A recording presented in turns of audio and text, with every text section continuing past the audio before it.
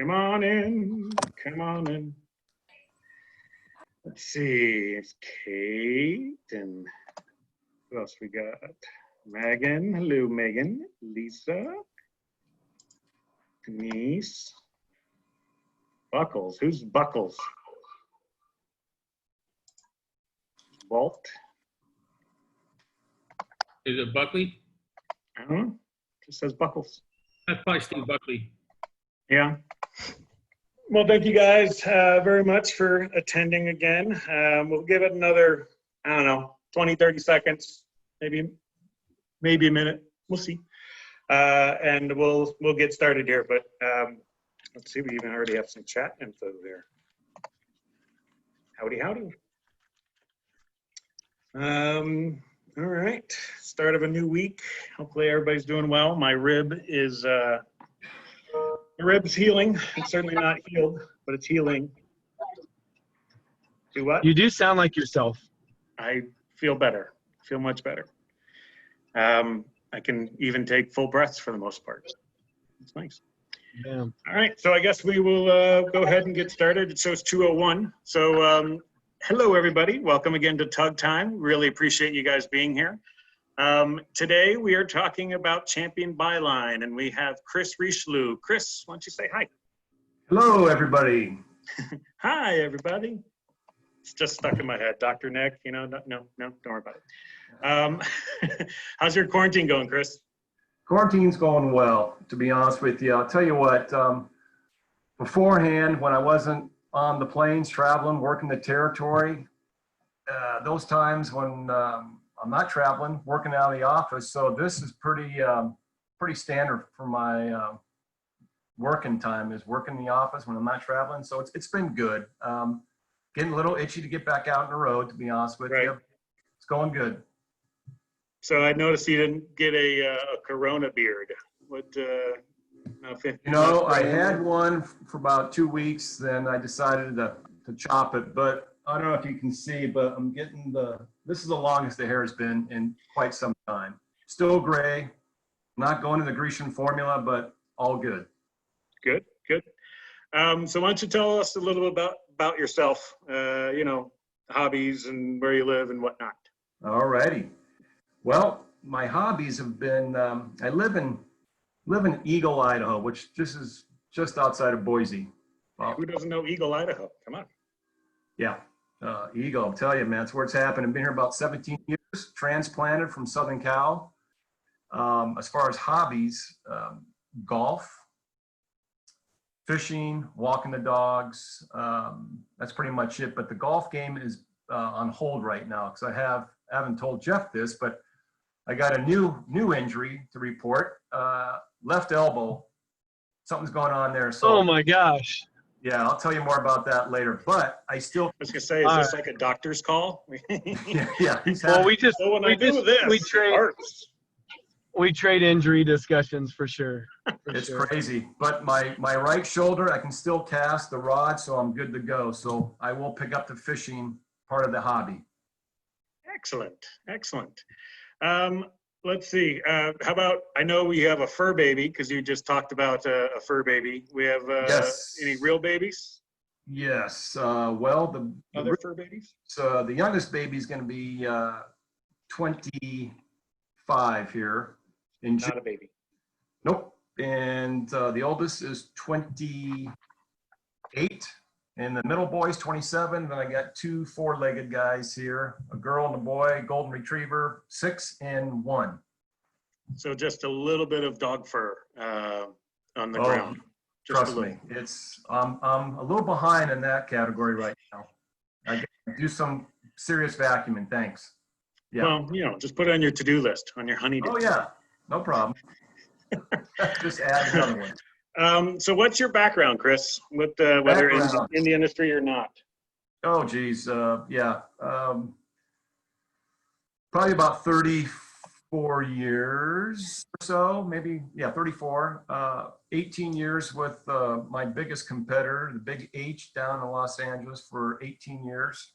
10 years with a company outside of Corbin, Kentucky, which, Tug, I think you're fairly familiar with. Yeah, we went on a bourbon tasting tour. Oh, yes, we did. I remember that quite well. And it'll be 6 years in October with Champion. So pretty much food service, obviously related. Definitely on the dish side. Yes, sir. You know how to clean dirty things. Unlike my mind. Can't really do that. Yeah. That's where I live. So how are things going at the factory? And on top of that, how are things a couple months ago, and how are things going to be in say 3 months or so as far as the factory's views? Factory's going well. The floor has been really strong, busy. Big projects is really helping us drive, equipment. We're bending a ton of metal at the factory for large projects. The good news with us, we started our fiscal in September. So we were halfway into the 2020 calendar year. Mm-hmm. And we were on our way, believe it or not, Tug. We've had 3 record years, 3 years in a row. We were well on our way to having a 4th really, really strong year. And this invisible enemy struck obviously pretty hard. But the good news again is the projects, large projects, are going to get us through some of these challenging times. And the second part of the question, as far as 3 months, 8 months down the road, a lot of that is going to be project driven. Consultants are still strong as far as submitting projects for us to design, help them design in. Yep. And then also the stuff that's going to be a challenge, the segment is going to be the day-to-day projects, the undercounter door machines in that category. That will be a challenge from here out, but we're optimistic. We'll get things rolling on day-to-day projects. Yep. Excellent. So let's go ahead and dive on in. Let's hit on one thing that most people know, but maybe they don't, or they think they do. Let's just real quick. What's the difference between a high temp dishwasher and a low temp dishwasher? All right. Good question. And biggest difference is going to be the temperature and what we use to sanitize. Low temp, you're going to use a chlorine 50 parts per million quad chlorine bleach along with temperature. One thing you got to keep in mind is low temp machines, minimum temp is 120, maximum is 140. Okay. So when the water is fed to that establishment from the city water, that water's got to be what? It's got to be preheated to 120. And you're Mm-hmm. able to maintain that temperature because you need that temperature along with chlorine. On the air side of it, you don't want to go above 140. If you go above 140, that kind of heat with the chlorine becomes quite toxic, and then there's a problem there. So the difference there is the temperature and what you're using as far as the sanitizer. It's a chlorine sanitizer. High temp, you're going to do it 2 ways. You're going to do high temperatures, going to help kill the pathogen kill. It's going to be 5G along with the detergent. Right. Per NSF, surface temperature needs to be 160. A lot of people get confused. Oh, it's got to be 180. No, the 180 is the final rinse, the freshwater final rinse, along with your wash tank temperature, agitation, detergent, mechanical action. The surface temperature needs to be 160. That's the key with high temp. That 160 alone is going to kill bacteria, viruses, okay? Detergent is just an added to help with NSF standards, but that's the key. The 160 is the high temp surface temperature versus a chlorine sanitizer. Now, Right. So on the regulations, the regulations they show, it needs to be a 180, but that's really just leaving the water supply, right? Like it's before it gets yes. sprayed out. In order to get that surface temperature up to 180, it's got to be under that 180 degree for, it depends, it could be 12 seconds or 8 seconds to bring that surface temperature up to 160. That's what's key with the 180. That's the minimum. A lot of times we'll see 185, 190. Now, the health department, and I'm going to talk this real quick, is a lot of times the reason why they want to see a strip on the plate versus the dial on the machine, that dial on the machine could be faulty. The operator might say, hey, I got 180, my dial says 180. They run the strip through, that strip doesn't change color from white to gray, that means that service temperature did not get to 160. A lot of times health inspectors don't care what that dial says. They're going to put their own strip and run it through just to, just get validation. That's hitting 160. Also, real quick, pros and cons. High temp. Real quick. Dishes are going to dry what? A lot quicker. They're going to flash dry at the high temp. Low temp, they're going to be wet. And you got a little more labor involvement, and that's another big difference. Yep. All right. So besides making fantastic products for a long time, Champion recently, recently in the last couple of years, has really set itself apart with the ventless heat recovery systems. Can you, in general at least, take us through these platforms? So let's go ahead and just start with the heat recovery for undercounter. Absolutely. Can you guys see this on the screen? Yes, sir. All right. We have the heat recovery in two different, actually three. We started off with the door machine a number of years ago. Champion was one of the early manufacturers to introduce heat recovery with our door machine series, okay? Whoops. What is the heat recovery system? What's it do? Recovery, what it does, I'll make this as quick as possible. I want to show this, my under counter here. It's an important thing, so we can definitely talk about it. Okay, the heat recovery is going to be, you're washing with 150, 160 degree temperature. There's a lot of energy in that chamber, right? Right. So I take advantage of that steam and the energy. So what we do is we have a fan. During the wash cycle, we're going to pull that energy, that steam, against a coil, and that coil is filled with cold water. That cold water supply from the building, from the city, goes directly into that tank, preheats it, then that cold water is in the coil. Now, when that steam is brought against that coil, it's going to preheat it, say from 60, 55, 60 to about 110 degrees. During that time, it's going to condense the steam, and then it's going to preheat that cold water to about 120, run it down to the booster heater for the 70-degree final rinse. And the nice thing with the heat recovery with an under counter behind a full service bar, when you open that door, 95% of the steam is removed. So the operator is not getting a steam facial all day, all night. That's removed.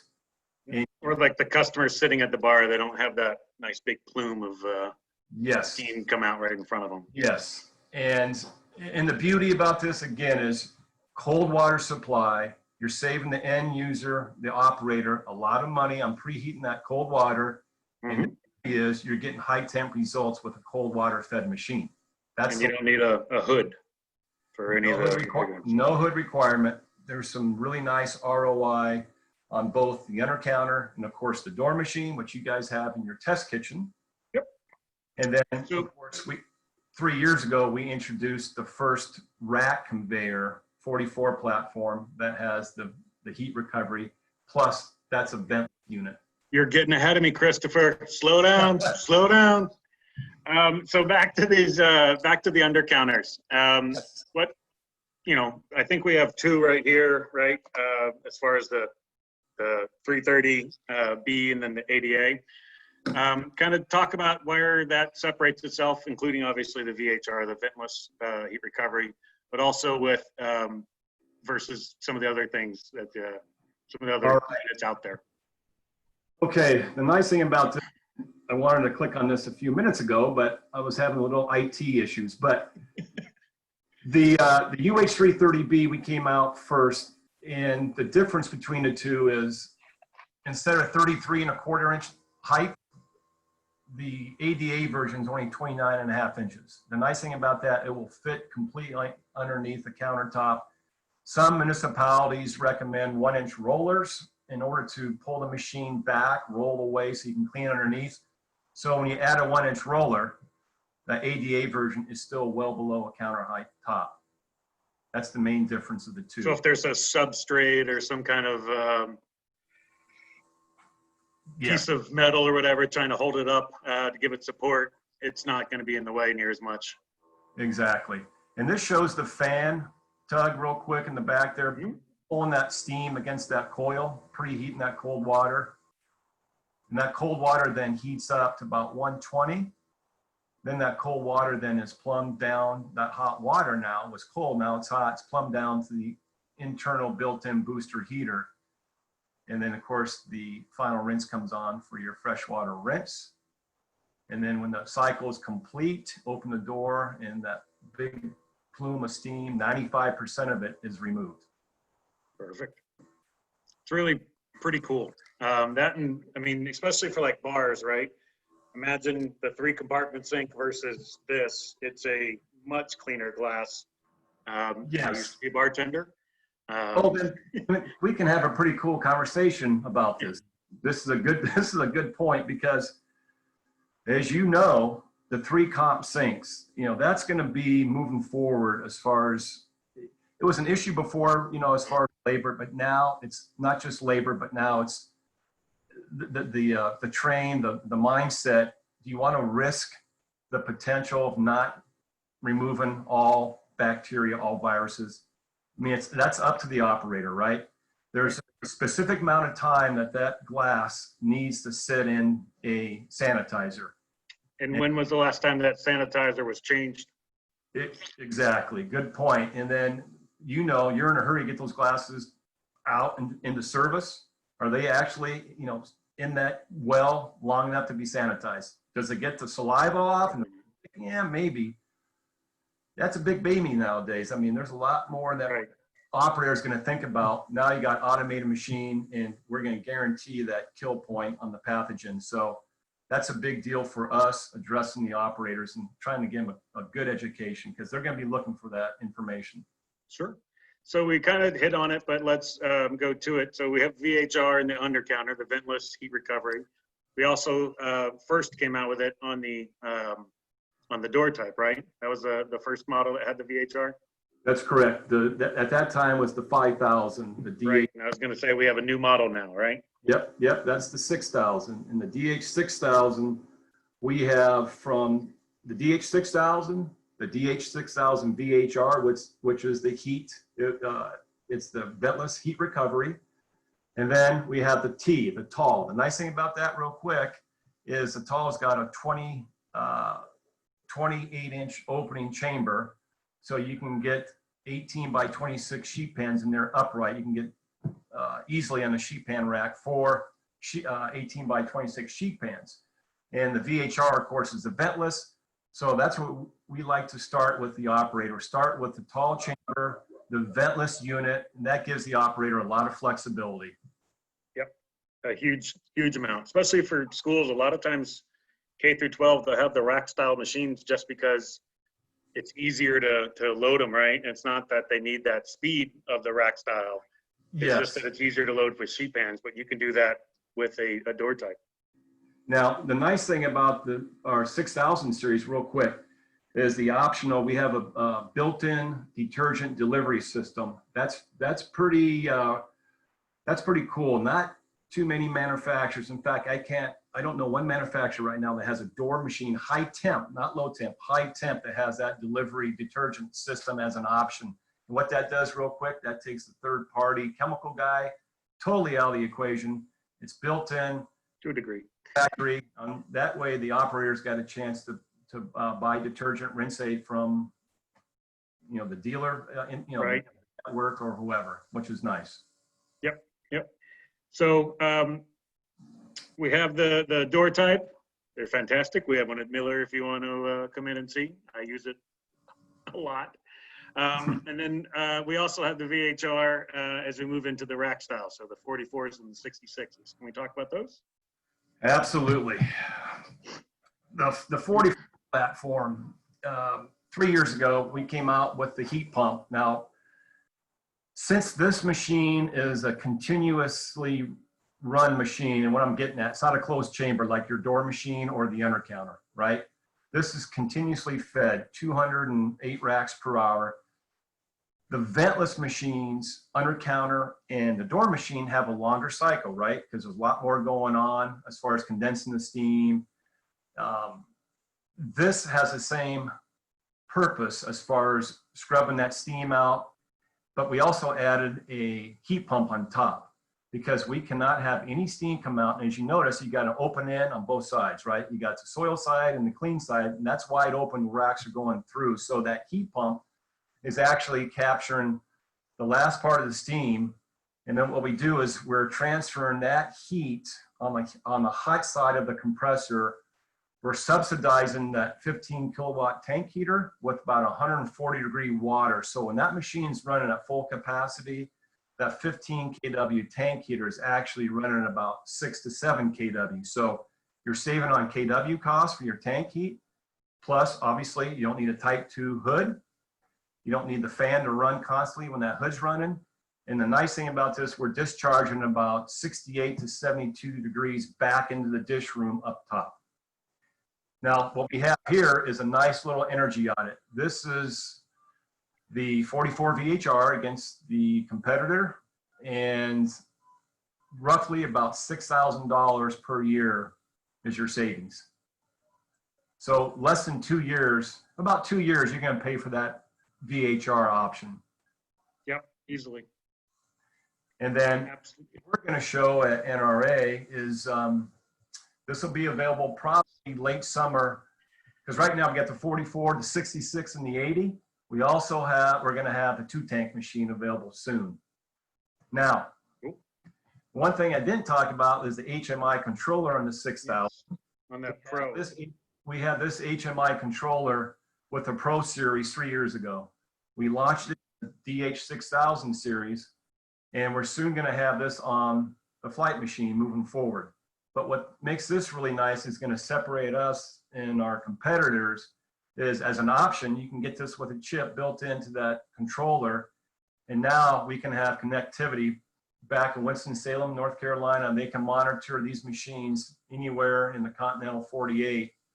And we can, verify the tank temperature. We can make adjustments remotely. We can troubleshoot.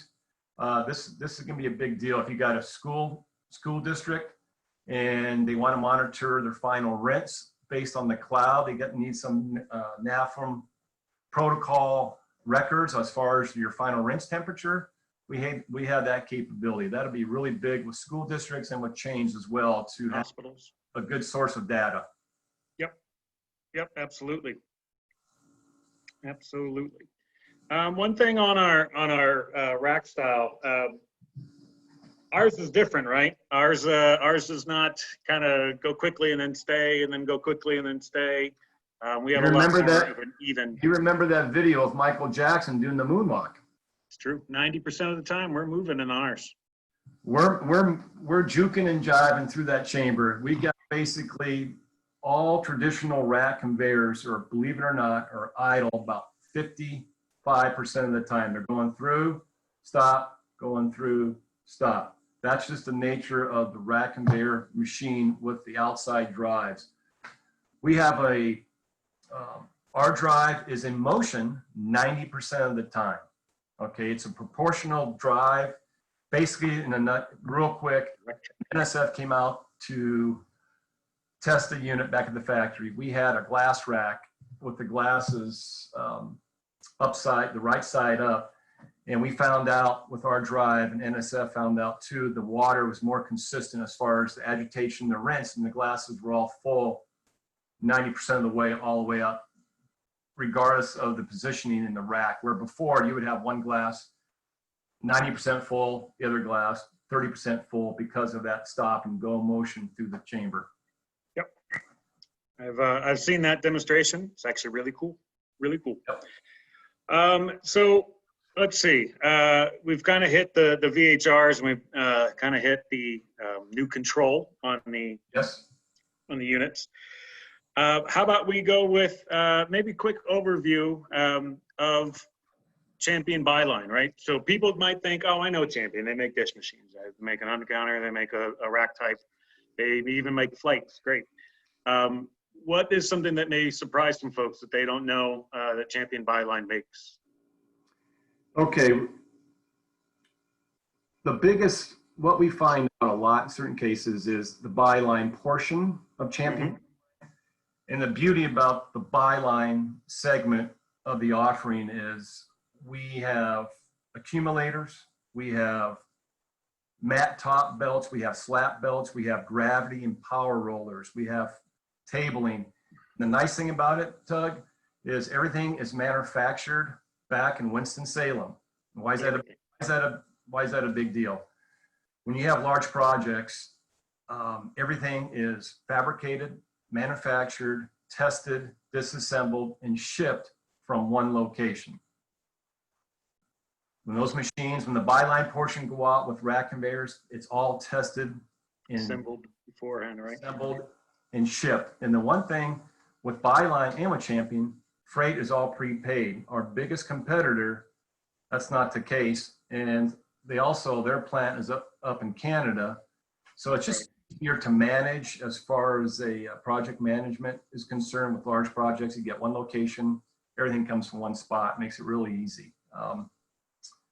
So that's one thing that, you know, it makes us a little unique because we have such a broad product offering, not just in the warewashing category, but we also have waste equipment as well. The pulper's been on for forever. Yep. Engineered water press, and of course the byline piece of the puzzle. It's really a good offering, solid. Don't forget about your hot tub now. Oh, the PP3, which is going to be named, reintroduced as the Vortex.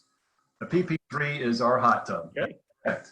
And we've been making those for a while, and we're getting a lot of requests for the PP3. Excellent. So I think we're going to go ahead and open it up to Q&A, and then we'll have our question of the day. We'll kind of get in that. So I know that I saw one on the chat, and I believe it was, how long does it take to run a under-counter cycle? And nice mask, Jeff. The nice thing about high temp machines, I'm gonna get to this, is one of the pros is we have multiple cycle times, where a low temp, not the case. We have a 2-minute and a 3-minute and a 4-minute cycle with the UH330 and the DH230B, which is not heat recovery, but the high temp have multiple cycles. Mm-hmm. Standard cycle for a 230 is 90 seconds. 40 racks now for a 230, and the UH330 is 24 to 26 racks an hour. Cool. It's a Excellent. little bit longer with the heat recovery. Let's see. Champion 44 series. If customer has requested chemical sanitation, is a booster heater required? That's such a great, you know what? High five to Sherry.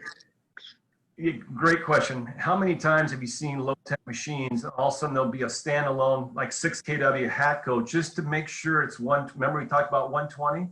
Because that hot water might be at 110, 50 feet away by the time it travels and reaches the dishwasher. Even if it's a low temp, it's going to be below 120. So you're going to need to have, if you don't have guaranteed 120 minimum to that low temp machine, you're going to have a booster heater for a chemical machine. That's always been the juggle. That's always been tough for the operator. That's why the cold water fed 6,000 with heat recovery and the UH330 is such a nice offering. That takes that completely out of the equation. They can have just house water, cold water at 65, 60 degrees. That's not an issue. Low temp, you have to have minimum 120. Sorry to interrupt again. Shouldn't we really be talking high temp nowadays too? As you referred to earlier. Yeah, I'm not a fan of low temp. Yes, it's, you know, again, the bar, full service bars with that 3 comp sink we're talking about, Tug, earlier, that's where the UH330 can come in. And single phase, they're going to need a 40 amp supply for the UH330. Cold water, it's high temp, so you're going to need a 40 amp supply. Low temp, as far as a pro is concerned, 120, 20 amp supply. That's the big difference there, Plug it okay? in just about anywhere. Yeah. Yep. All right, any other questions? Yeah, quick question. Yep, go for it, Walt. At some point, we're going to go back to a new normal after all this. What product does Champion have that you would say in the new normal, you have to have this as an anti-COVID-19 concept? Oh, I would definitely, I'm a big fan of our single rack machine, the DH6000 TVHR. You don't need a hood. Okay, number one. Number two, with our HMI controller, we can have that programmed where your wash tank temperature and your final rinse is the high temp alone is going to be a 5G kill on all pathogens. That surface temperature, you can go with a 1 minute, 2 minute, 4 minute, or 6 minute wash cycle. That surface temperature guaranteed is going to be over 160. And that's going to be a big kill right there. Just the temperature alone. Big time. I'm a huge high temp fan. I've been that way since day one. Again, there's cases where low temp, the customer might not have the utilities to support it. But I think now that's gonna change. They're gonna realize how important the high temp machine is. Number one, the chlorine's gonna kill your pathogen, right? But with a 3-comp sink, like we talked about earlier, there's minimum amount of time that ware has to be submerged. Now, is it worth the risk having a large 3-comp sink, pot and pan back of the house, a young kid working there in a hurry? Is he really going to have that submerged 45 seconds? It's just, there's a little risk involved. I'm not. Like if it's submerged for 1 second. Exactly. It's just, I've been pro temp before this invisible monster, but now I'm really stepping up to high temp all the way. Yep, agreed. All right, so if we don't have any more questions, yes, we definitely want to hit on the Champion Clean Club Clean Plate Club University. It rolls off the tongue, doesn't it? I was actually doing some of this earlier today. Went ahead and knocked out a couple of portions that I hadn't done before. So, Chris, you want to talk about this real quick? Yes, this is a nice little platform, online product training. There's the links right there. And as we speak, and I believe Daniel's upgrading these for more categories, and they're nice. It's about 8 to 10 minutes per segment, and it's free flowing. It's he goes through the machines in pretty good detail, and you go through it, take a little quiz, and move on to the next one. But it's a pretty cool link to hit during these times if you got some extra time to check it out. And it really helps keep Champion in the front of our dealers. And I think it's a really good training as far as on the computer. I'd absolutely agree. Absolutely agree. All right, so we've already got questions. There's Chris's contact info. Here comes our question of the day, and if we need to go back to Chris's contact info, we can. Question of the day is the VHR. What platforms is it available in? Okay, and name one thing that we did not show on there. So like one of the byline things, or maybe a very, very large machine. So the first person that sends it to Tug Time at millerequip.com and has it all right, is going to get a $50 gift card to a local restaurant, I guess small business if you really, really wanted to. Just a gift card just to help get them some cash flow, and then you get to go use it whenever you'd like to. So let's get that in there. And then, Hey, Tug, yes, sir. I was thinking we might throw in one of these stylish masks as well. I know, look at that. Oh, man. look at that. You look like Shredder. When we got on this call, I didn't own one of these, but now I own a few. Just a few. Jeff, Yeah, put those in the mail to Austin. All Yes, of them. sir. you got my address. You got my shipping. You got my address, right, Jeff? Yep. I do have your address. All right. I like that. So before I was so rudely interrupted, normally I have done the interesting fact finish, but I want to finish up a little differently today. We're going to go with jokes, and they're all clean jokes because we're talking about cleaning, right? With dish machine, clean. All right, so ready? There we go. These are hashtag dad jokes all over. Ready? What's the difference between Dubai and Abu Dhabi? Dubai does not like the Flintstones. Abu Dhabi do. All right. How does a dog stop a video he's watching? He hits the pause button.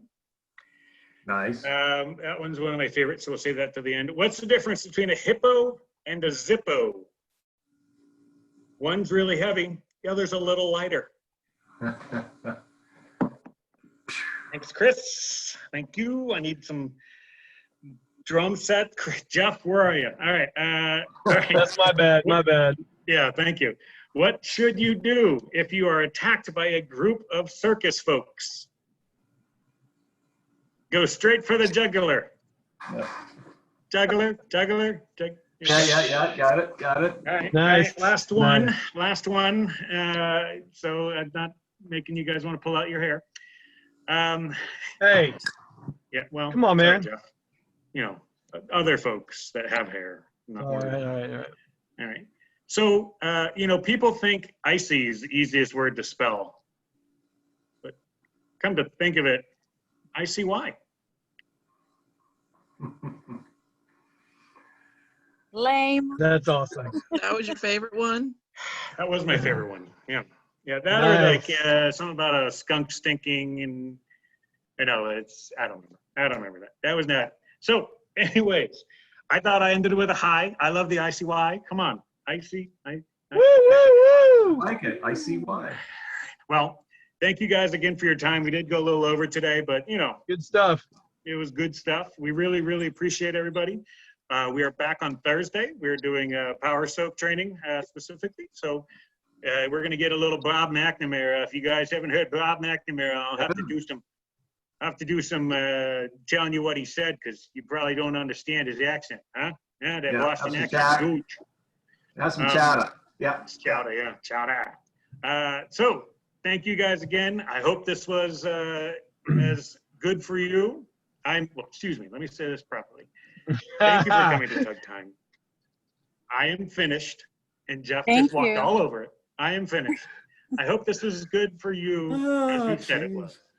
Thank you, guys. Thank you guys. Thank you, guys. Good Appreciate job, the you guys. time. Chris Richelieu, great stuff. Thank you. Thanks, Jeffrey. Great stuff.